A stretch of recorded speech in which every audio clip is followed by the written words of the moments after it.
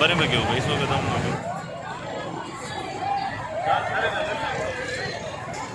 ये आवाम का जम्मे गफ़ीर राशन की तकसीम की तरफ टूट पड़ा।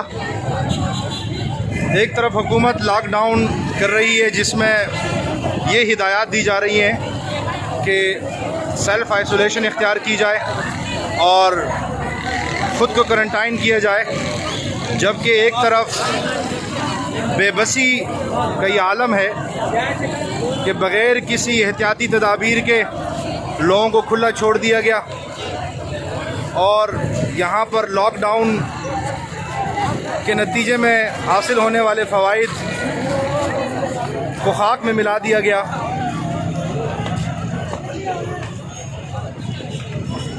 ये सूरत हाल है कैदाबाद से मुंसलिक इलाका मंजिल पम्प की।